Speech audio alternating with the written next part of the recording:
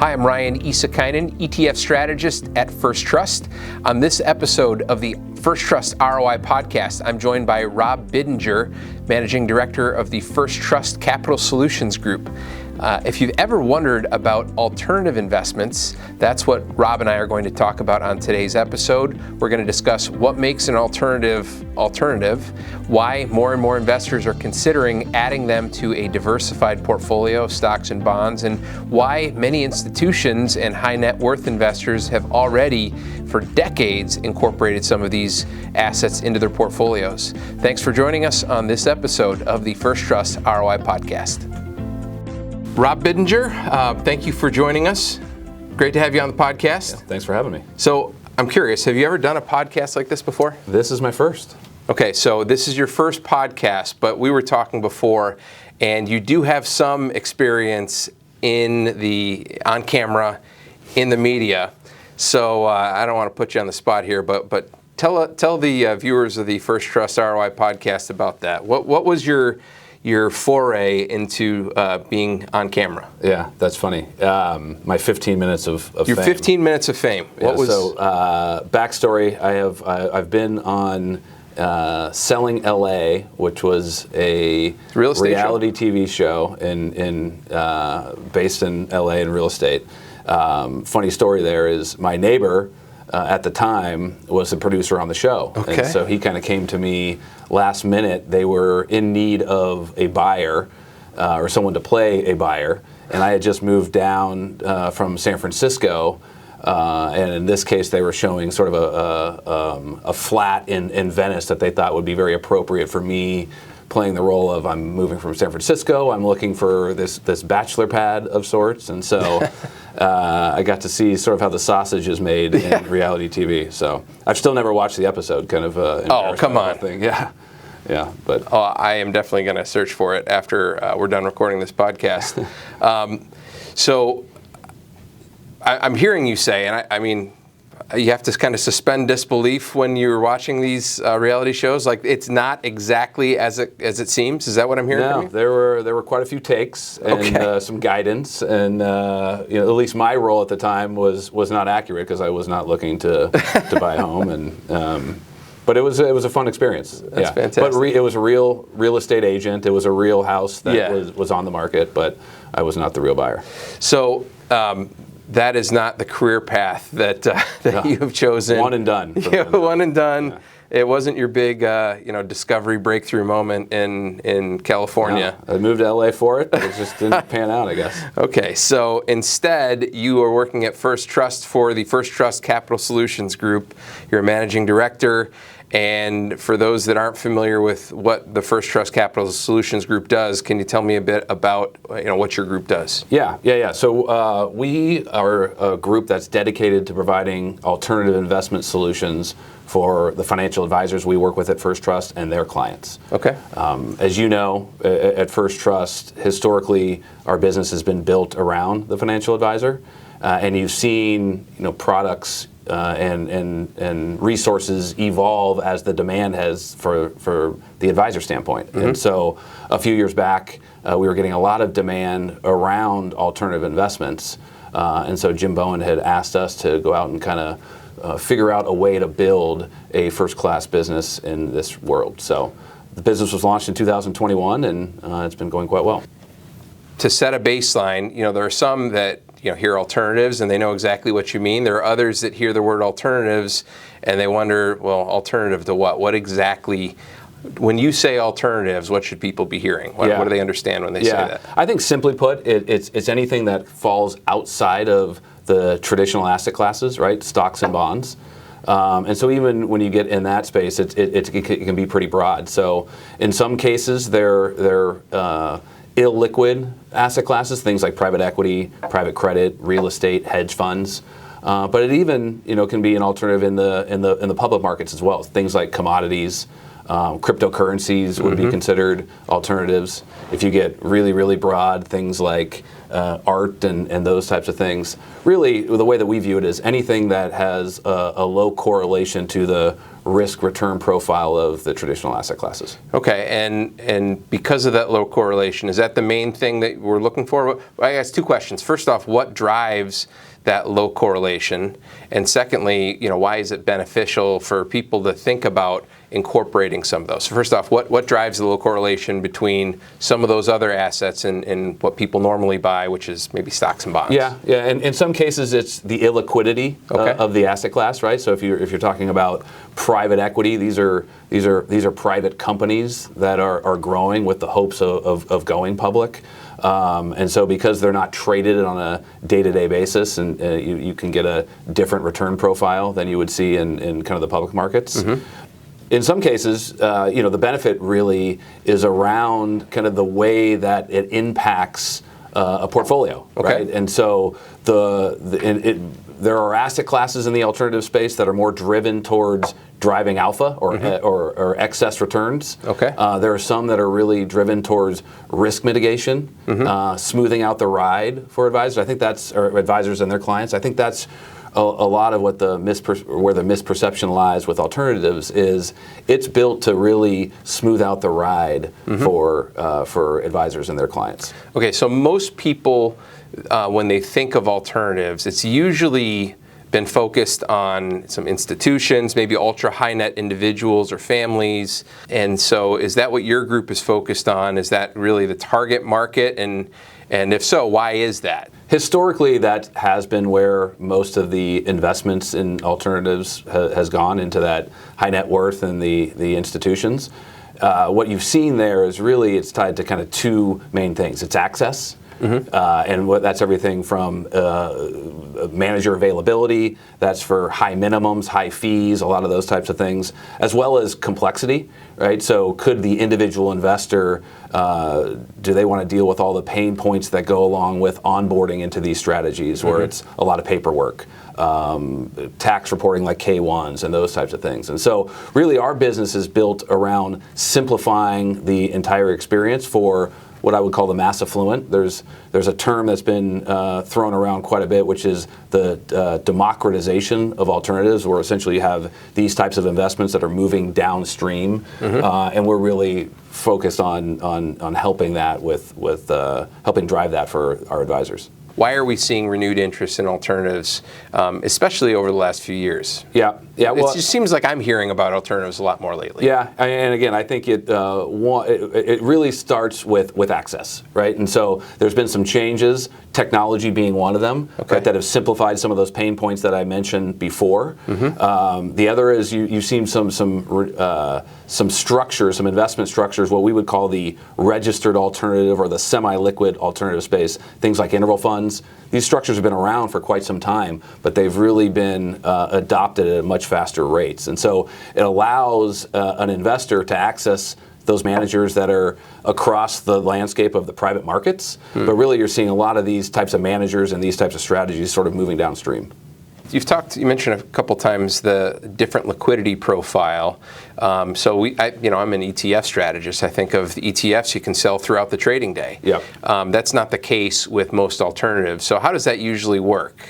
And I know it's different from one strategy to another, but what are some of the ways that liquidity is offered for those sorts of strategies? Yeah, again, the big benefit to investing in this world is that illiquidity premium. Yes. Right? So you actually earn a better return because of that. That's correct. Yeah. But we know that advisors and their clients, they may need their capital sooner than that, right? And so can you have these types of strategies where you're still getting access to those types of managers and those types of asset classes, but in a more liquid fashion? So the interval fund is a structure that's really taking off. There's currently 82 interval funds, but there's a number more that have been filed. So you'll see a lot more of these coming in the coming years. You can exit those. So as you've been, spending more time in this world, what's been maybe the most popular asset class or structure? And as I ask the question, I'm thinking are there certain assets that fit better in a different sort of structure, whether it's an interval fund or some sort of closed-end structure? So what's been the most popular set of assets? And along with that, Is there a different profile for a certain type of asset in a certain type of alternative fund? Yeah, I think the most popular are probably the ones that you would be familiar with: private equity, private credit, those real estate. Those three really stand out. And what you would see is the way that we think about building products in this ecosystem, we think about it through three different buckets. You have liquid alternatives, right? Those are daily liquid wrappers, things in the ETFs and mutual funds. Not every asset class fits well in the daily wrapper. Things like merger arbitrage, things like structured credit work well in that wrapper. Long short equity can work well in that wrapper. As you kind of move out to the semi-liquid space or the registered alternative space, you can get a variety of the different asset classes between real estate, credit. Credit continues to probably be the most popular. But for private equity, for example, it doesn't tend to fit well in a liquid or even a semi-liquid wrapper. You really have to have kind of a true lockup, let's call it 3 years, 5 years, 7 years in some cases for private equity. So there's a lot of different managers in each of these asset classes or sub-asset classes, I guess, and alternatives. Yep. When I think of index funds, there's pretty tight range of returns of whether you're buying one version of the S&P 500 or another, or even in large cap equities. Is that do we see a similar phenomenon when it comes to some of these alternative asset classes? Is it a fairly tight range of returns, or is it broader? Yeah, it's a great question. It's much broader in the private markets ecosystem. Okay. The manager selection is critical. Who you choose to partner with, who you choose to invest alongside, makes all the difference from a client outcome standpoint. So to put that into context, if you look at the historical range or the spread in the public markets between the best performing managers and the worst performing managers, in equities, public equities over time, it's been about 300 basis points, 3% per year. If you look at fixed income, it's let's call it 1 to 1.5% per year.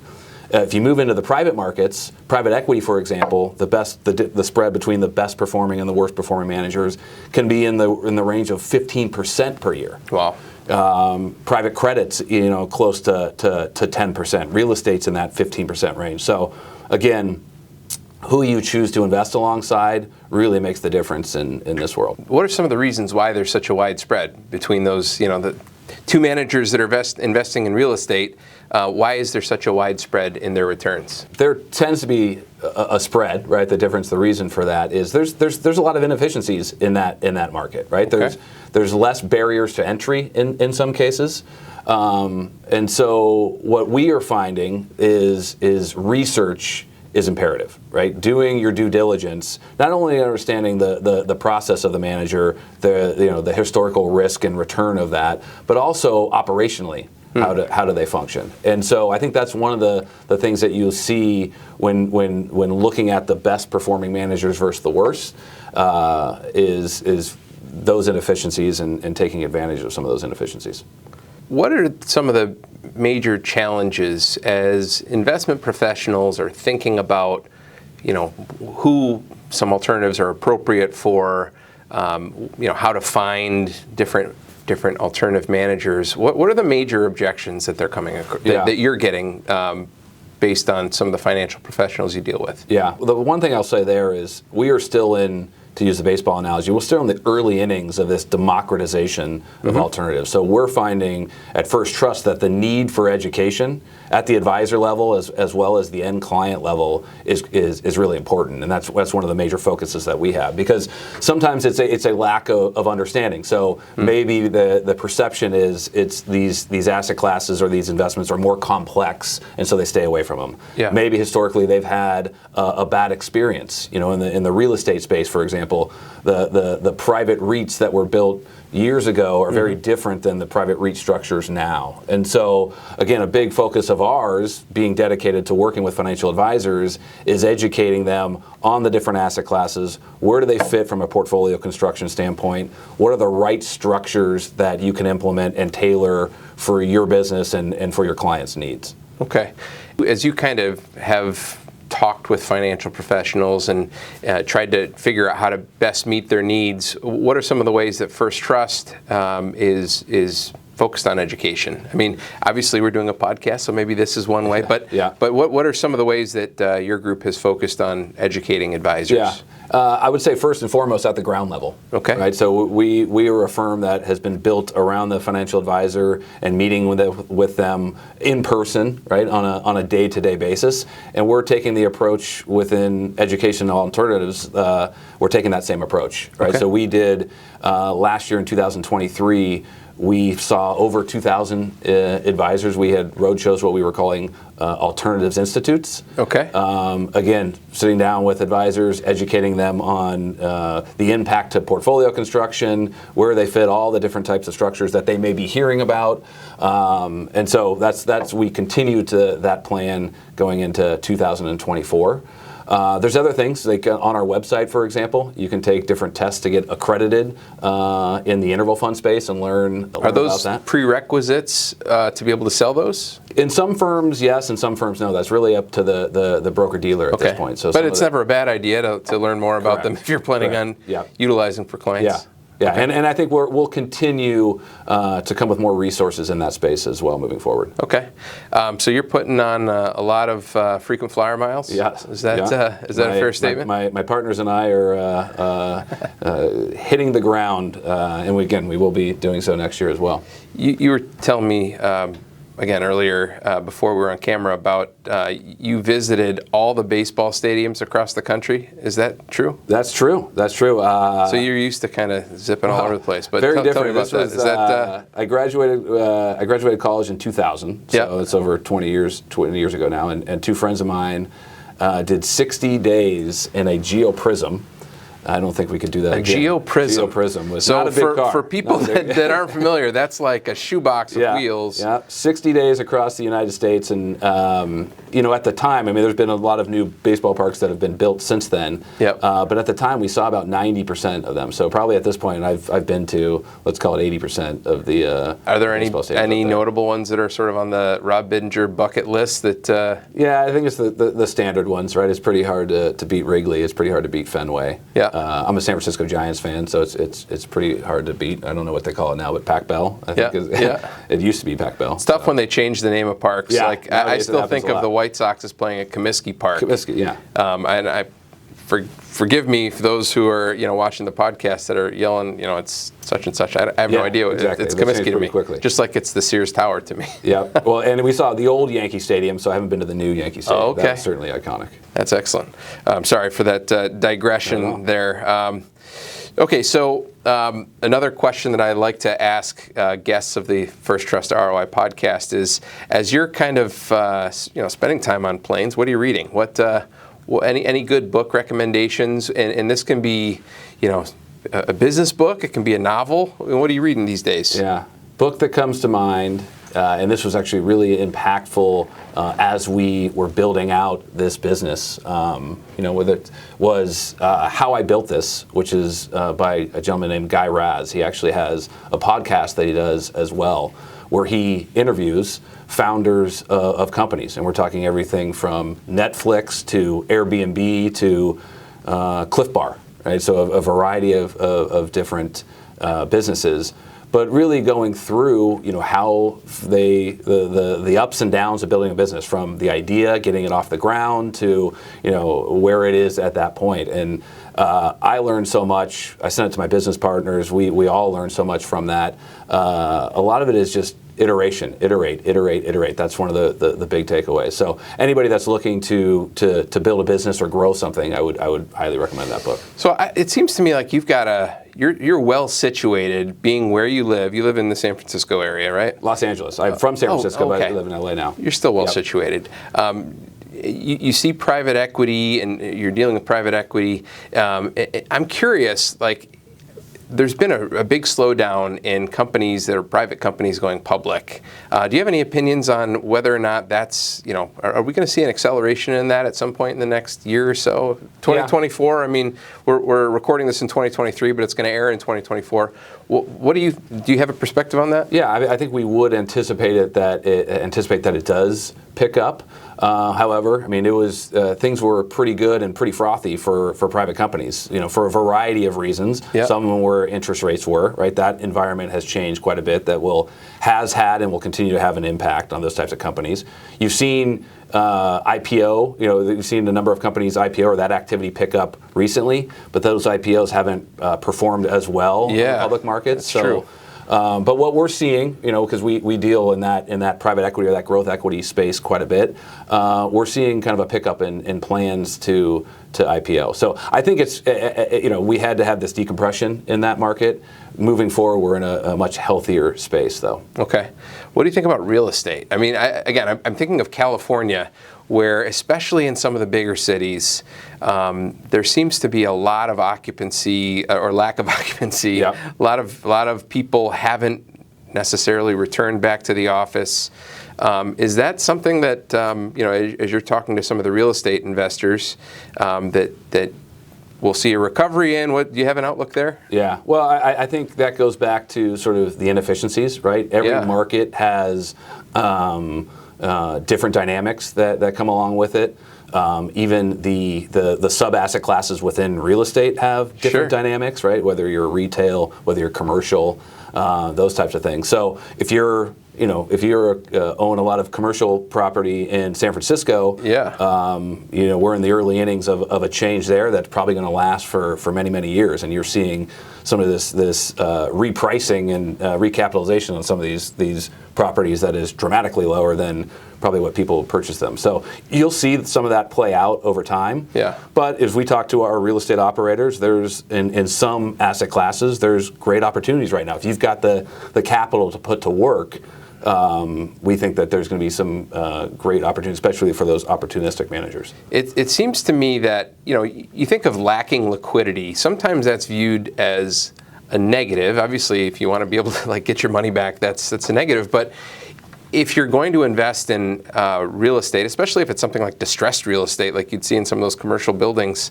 having that longer time horizon is really when you can make outsized returns because of, not necessarily, I think it can help behaviorally. Maybe people stay put because they recognize, they don't even have the liquidity. They they can't head for the hills. Yeah, and that's where that illiquidity premium that we discussed, that's where that comes from. Yeah.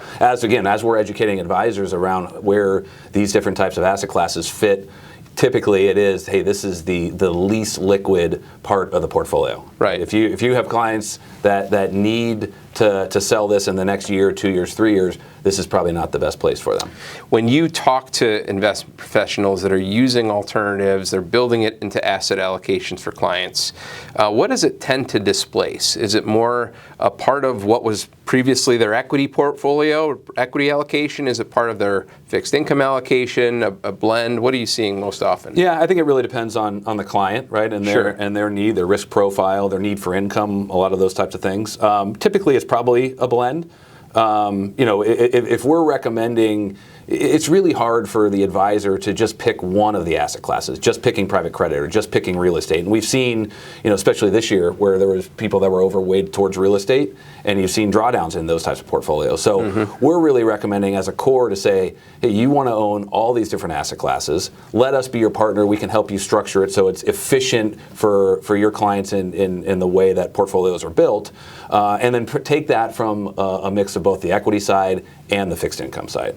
And what you've seen historically from a risk return profile is you've enhanced returns in these types of strategies, but more importantly, you've reduced risk. For example, this is something that we show our advisors quite a bit. If you look about the last 15 years, and everyone is in the kind of a traditional 60-40 portfolio, right? There's been a lot of talk about the 60-40 model is dead and all those types of things. But if you took kind of your traditional asset class, stocks and bonds, and blended them together over the course of the last 15 years, but you took 25%, a mixture from the equity side and the fixed income side. If you diversified that across all the different asset classes of alternatives, you slightly increase the return of that portfolio, but you actually reduce the risk by 30%. And these are just looking at basic index returns. So that's something I don't think that everybody knows when it comes to And that was a 25% sleeve to alternatives? To alternatives, yep. Yeah. It seems like one of the risks that you could run if you're someone new to alternatives is obviously you need a balance of too much and too little. Correct. And what I've seen as I've talked to people is sometimes when they dip the toe in, they don't actually move the needle. Yep. They don't put they put a 2% allocation, a 3% allocation. Maybe that's okay to get used to it, get a feel for a certain type of investment. But from a risk return standpoint, I'm not sure that is going to move the needle. Correct. Am I right on that? Yeah, and we would agree. I mean, we're typically advising the people that we work with to kind of start at 10%. Mm-hmm. 25 might be pushing it. Again, it depends on what their client profile looks like. Yeah. But when we talk about that democratization of alternatives that I brought up earlier, one of the reasons why you're seeing such demand at this point is when you look at it, the reality is advisors investing in these types of strategies with their clients, they're far behind. Right, far behind when you can compare it to institutions. Mm-hmm. So endowments now they have a very different time profile. They've got a really long time. Right, but endowments typically will have anywhere between 50 and 60% of portfolios invested in the private markets. Right, so you look at other institutional investors, pensions, sovereign wealth funds, et cetera. They tend to be in that kind of 25, 30, 40% range.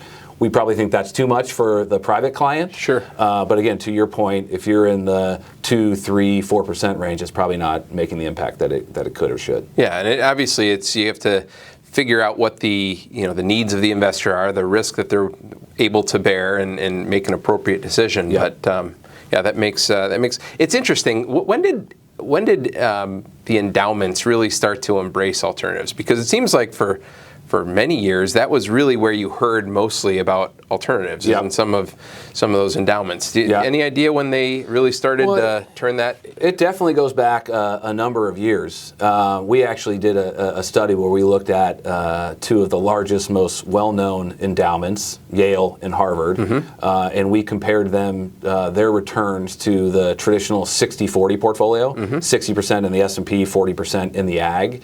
If you going back, and we did it going back to 2001. Okay. So we could get all the Harvard and Yale data going back to 22 years, I guess it is. Yeah. The endowment model of those 22 years, 16 of the 22 that it outperformed the S&P. So 73% of the time. Yale was the best performer of those three. Yale, Harvard, the 60-40, 10.7% annualized since 2001.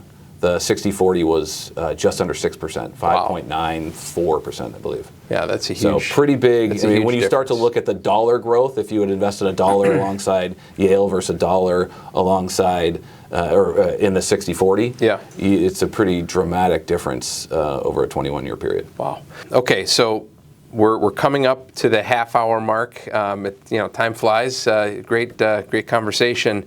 The question that I like to end on, though, is as you think about 2024, we're airing this beginning of 2024, what are you optimistic about? I would say as it relates to our business, I'm very optimistic in that kind of continued path and mission, if you will, to educate the advisor. Like I said, we're in the early innings, and so our plan to get out there, help advisors and their clients implement these types of strategies. So our plan there is probably what I'm most optimistic for next year. Rob Biddinger, thank you for spending some time with us on the First Trust ROI podcast. Maybe we can do it again sometime in the future. I enjoyed it. Thanks for having me. All right, thank you. And thanks to all of you for joining us on the ROI podcast.